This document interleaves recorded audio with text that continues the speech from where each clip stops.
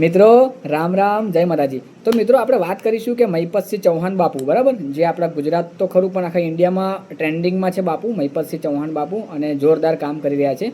તો પહેલાં તો વાત કરીએ આપણે કે તામિલનાડુની અંદર મિત્રો એક વિજય થાલાપતિ કરીને એક આપણા સાઉથની ફિલ્મો હોય છે, બરાબર, સાઉથના પિક્ચરો આપણે બહુ જોયા છે બધા, ત્યારે વિજયના જોયા, બધા પ્રભાસના જોયા, બહુ બધા લોકોના જોયા। તો એક વિજય થાલાપતિ કરીને એક સાઉથનો એક્ટર છે, એના પિક્ચરો બહુ જોઈએ, બહુ મજા આવતી, બહુ સારા પિક્ચરો પણ બનાવતા હતા એ ભાઈ, બરાબર। તો એ વ્યક્તિ રાજકારણમાં એન્ટ્રી કરે છે મિત્રો, અને એની સરકાર પણ બની જાય છે, અને એ જાતે મુખ્યમંત્રી પણ બને છે મિત્રો, બરાબર।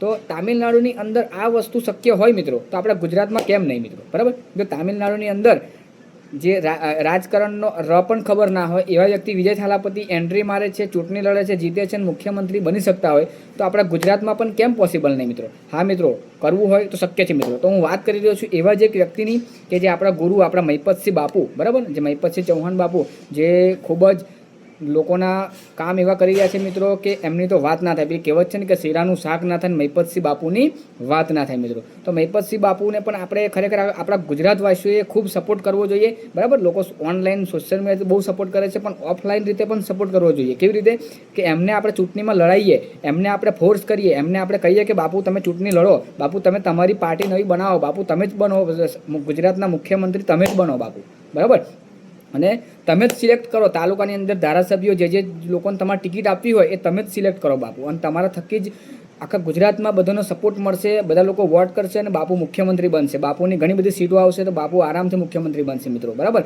તો આ વિડીયોને ખૂબ મિત્રો શેર કરજો, ખરેખર લોકોએ બહુ દિલમાં અને દીપમાં લેવો જોઈએ મિત્રો મારા વાતને, બરાબર। હું વાત સામાન્ય નહીં મિત્રો, વાત સામાન્ય નથી, કડવી લાગશે લોકોને, પણ વાત સાચી છે મિત્રો કે બાપુ ખરેખર મુખ્યમંત્રી બને તો ઘણું બધું પરિવર્તન થઈ શકે છે મિત્રો। અત્યારે જે હાલ છે એના કરતાં ખતરનાક સિસ્ટમ બની શકે છે મિત્રો, જો બાપુ ખરેખર મુખ્યમંત્રી બની જાય તો। અને બાપુ અલગથી પાર્ટી બનાવીને જો કરે ને તો મિત્રો બધા લોકો જે ઓનલાઈન સપોર્ટ કરે છે ઓફલાઈન પણ સપોર્ટ કરે। પહેલાં તો હું બાપુને મારા હાલોલ તાલુકો અને સાવલી તાલુકો, બે તાલુકા માટે તનતોડ બાપુ માટે મહેનત કરીશ, અને 1 મહિનો નોકરી ધંધો બધું બંધ કરીને બાપુ માટે પ્રચાર માટે મહેનત કરીશ મિત્રો। તો દરેક લોકો આ રીતે કસમ ખાશે મિત્રો, બરાબર, પોતપોતાના તાલુકામાં દરેક જેટલા પણ બાપુના ચાહકો છે એટલા, તો આ રીતે બાપુ આરામથી મુખ્યમંત્રી બની જાય મિત્રો। અને તાલુકામાં જે બાપુ જે લોકોને ટિકિટ આપે, મતલબ પોતપોતાના તાલુકામાં, એ વ્યક્તિ માટે ખૂબ મહેનત કરવાની, બરાબર।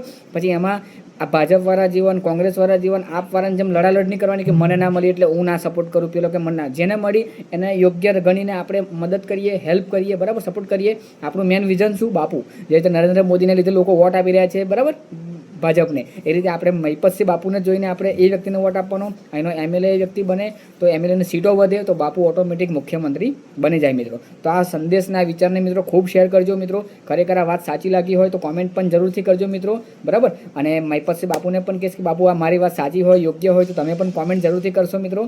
રામ રામ, જય માતાજી।